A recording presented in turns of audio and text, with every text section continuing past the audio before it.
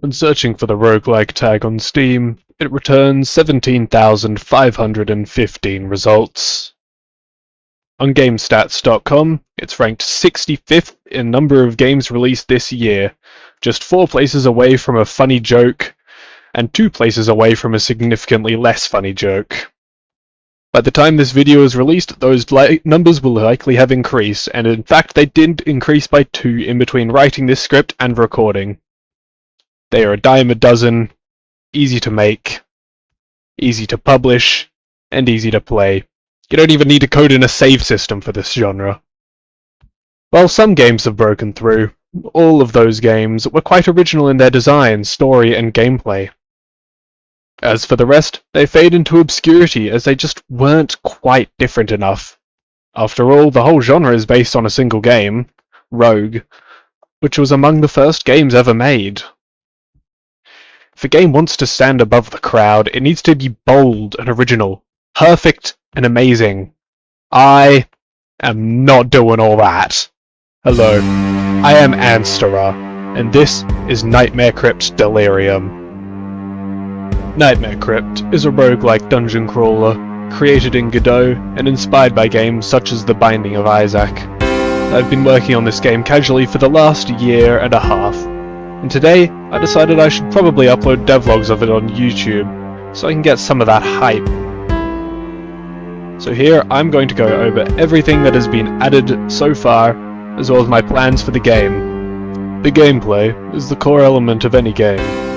Without gameplay, there is simply no game, unless you're playing a visual novel, I suppose. Nightmare Crypt's gameplay is relatively simple. At the start of a run, you get put into a randomly generated dungeon, with nothing but a sword. As you go through the dungeon, you pick up more weapons, upgrades, and enchantments, more on those later, getting stronger. After 5 of these levels, you face a boss encounter. The boss is relatively simple. It's not finished, so I will not show it here. Once the player defeats the boss, they progress to the next layer, similarly to the Binding of Isaac.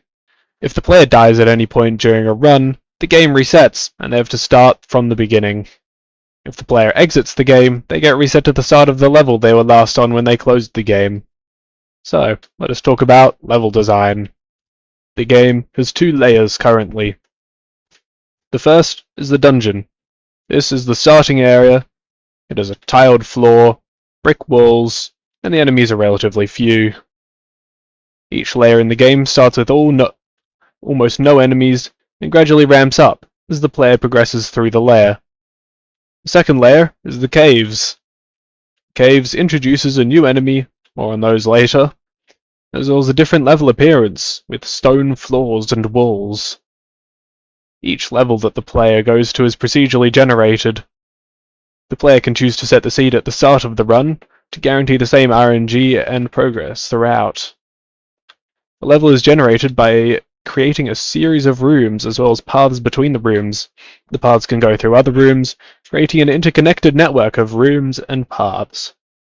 Each level also generates with a special room called the shop. The shop will sell enchantments and charms the player can use, which we'll discuss later. 2 other big things that can be found in every level are an enchanting book, which gives the player some enchantments, and 1 guaranteed high-level enchantment or charm that the player can find randomly in the dungeon. So, the levels out of the way, let's talk about one of the main aspects of the game: weapons. The player starts the game with an unenchanted sword.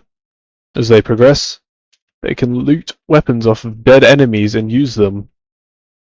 Every weapon that an enemy can use can also be picked up by a player and used. The player starts with 3 slots to store weapons in, although with charms this can be increased up to 9. Let's go over every weapon that the player can use. Starting with the sword. The sword has a basic swing attack and deals 1 damage. It's relatively fast, but also quite weak. The player will always start with a sword. Axe. Axes are slower than swords, but have a wider swing and a larger hitbox. In addition, they also do 2 damage. Spear. Spears are fast weapons with a stabbing attack that can hit at a relatively long distance. However, they suffer from a lack of damage, only dealing 1. They are also good for parrying enemies' weapons due to their speed. Hammer. Hammers are very powerful, but also quite slow. They have the widest swing of any weapon, but they suffer from a smaller hitbox than axes, as well as being easily parried. However, they do deal 3 damage should they successfully connect, and they can have their speed increased with charms and enchantments. Bow. Bows are a low-level ranged weapon that shoot arrows. They are less effective up close, but are good for taking out enemies at a distance. They deal 1 damage. Arrows shot by enemies can be stopped by hitting them with a weapon. Tome. A tome is a spellcasting weapon. Unlike other weapons, they have their attack determined by their enchantment. Every magic weapon has its own pool of mana from which to draw with tomes having 5. I will discuss magic weapons more in the enchantments section. Halberd. The halberd has a single axe blade, but a much faster swing than an axe. Halberds will only swing in one direction due to their singular axe blade, but they make up for it with their speed. Throwing knives. Throwing knives are a rapid-fire ranged weapon that shoots multiple inaccurate projectiles per attack and deals 1 damage on a hit. It's useful for keeping enemies away. Rapier. Rapiers are powerful stabbing weapons that deal 2 damage on a hit and are very fast. However, they come with the cost of only dealing half of the knockback to enemies that other weapons deal. They are good for parrying, but quite deadly on enemies. Crossbow. A crossbow is a long-ranged, slow-to-reload weapon that deals 3 damage on a hit. In addition, its projectile is quite fast. This weapon is useful against single enemies, but less so against a large number. Crystal Ball. Crystal Balls are powerful magic weapons with 10 mana. In addition, its spells deal 2 damage. Those are all of the weapons in the game so far. Next I'm going to go over all of the enchantments. Enchantments are modifiers that can be provided on weapons, giving them a buff in a certain area. They can have a level between 1 and 3. The enchantments are as follows. Size. On melee weapons, this enchantment increases the size of the weapon and its hitbox. On ranged weapons, this instead increases the size of the projectile that it shoots. This size increases with the level of the enchantment. Speed. This increases the speed at which the weapon is swung or stabbed. On ranged weapons, it increases the reload speed instead. The speed increases with the level of the enchantment. Damage. This increases the damage of the weapon by the level of the enchantment. Pretty simple. Projectile speed. This is an enchantment on ranged weapons only that increases the speed of projectiles shot by the weapon. Lightness. This increases the speed of the player while they hold the weapon. This speed increase is compounded by the level of the enchantment. Sword Beam. This enchantment gives melee weapons a sword beam attack when they are used. It's better on faster attacking weapons. The damage of these sword beams increases with the level of the enchantment. Accuracy. This enchantment causes projectiles shot by ranged weapons to become homing. The strength of this increases the higher level the enchantment is. However, the faster a projectile, the worse this enchantment becomes. It's currently broken, unfortunately, and I need to fix it. Precision. On melee weapons, this enchantment allows them to land a critical hit, emphasized by a purple hit indicator instead of a red one. The chance of landing a crit increases with the player's luck stat, as well as the enchantment's level. Multi-shot. Multi-shot causes a ranged weapon to shoot more than 1 projectile. At level 1 it shoots 3 projectiles, at level 2 it shoots 4, and at level 3 it shoots 5. In addition to regular enchantments, there are special enchantments called alt attacks. These are special enchantments that give the weapon new attack and can be used by right-clicking. They have the same levels as a regular enchantment and are listed as follows. Charge Up. Charge Up allows the player to hold right-click to charge an attack, causing the weapon to deal more damage when the button is released. The higher level the enchantment, the longer the player can charge for. Dash. This lets the user dash forward with the weapon.